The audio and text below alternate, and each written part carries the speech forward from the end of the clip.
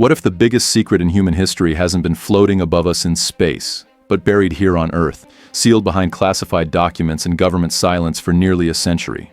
Welcome to Aliens Exposed, where leaks, sightings, and secrets are, well, exposed. If you're ready to go deeper than the mainstream will ever take you, hit subscribe and tap the notification bell, because what's coming next might just rewrite everything you thought you knew. Tonight we're diving into the shocking testimony of David Grusch, a highly respected U.S. intelligence officer who claims our government has recovered alien craft, encountered biologics not of this earth, and hidden world-changing technology from the public. His story sounds like science fiction, but the evidence? It's unnervingly real. David Grusch isn't some guy with a blurry photo and a theory. He's a 14-year veteran of U.S. military intelligence, a decorated officer who served in Afghanistan, held top-secret SCI clearances, and co-led the Unidentified Anomalous Phenomena, UAP, portfolio at the National Geospatial Intelligence Agency. What's UAP? It's the term now used by the U.S. government to describe what we once called UFOs. These are objects or phenomena in the sky, or even underwater, that can't be explained by any known human or natural origin. Some fly with impossible speed, change direction instantly, or even dive beneath the ocean surface without a splash. Grusch says he never set out to become a whistleblower, but in 2019, senior officials confided in him. They told him of a secret crash retrieval program so highly compartmentalized, not even the UAP task force had access. When he tried to dig deeper, he was blocked, threatened, and eventually retaliated against. That's when he filed a protected whistleblower complaint and made his mission public. He didn't do it for fame. He did it because he couldn't live with the silence. Now let's be clear. Grusch says he never physically handled the recovered craft himself. His information comes from high-level insiders, up to 40 current and former intelligence officials, many with decades in aerospace and military black ops. These people gave him documents, technical schematics, and oral testimony. They described intact alien vehicles, some recovered after crashes, others found landed and abandoned.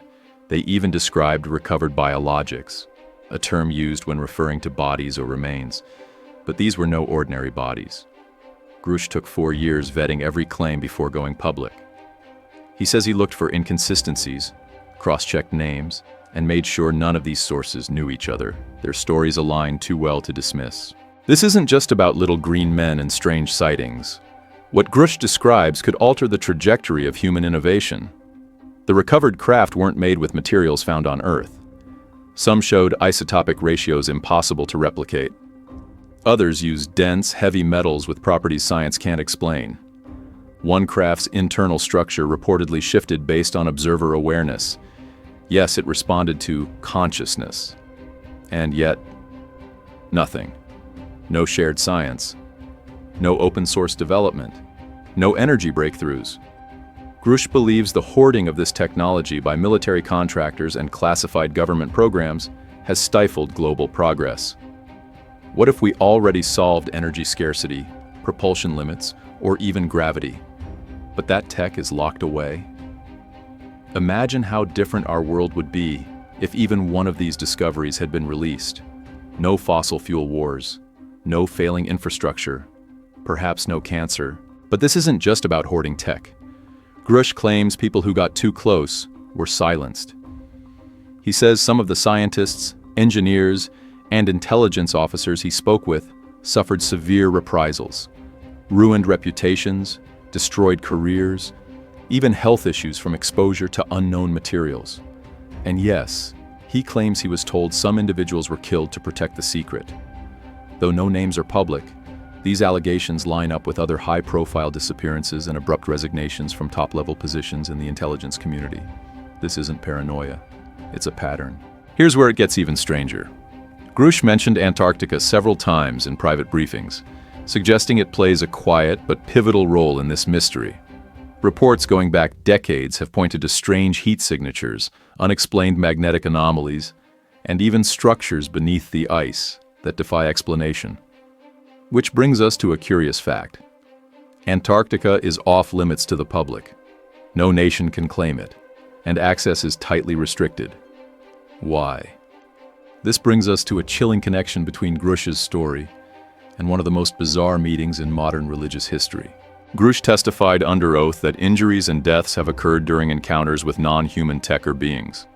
Some of these, he says, happened during direct interaction, exposure to craft, materials, or possibly entities. These claims are backed by past reports.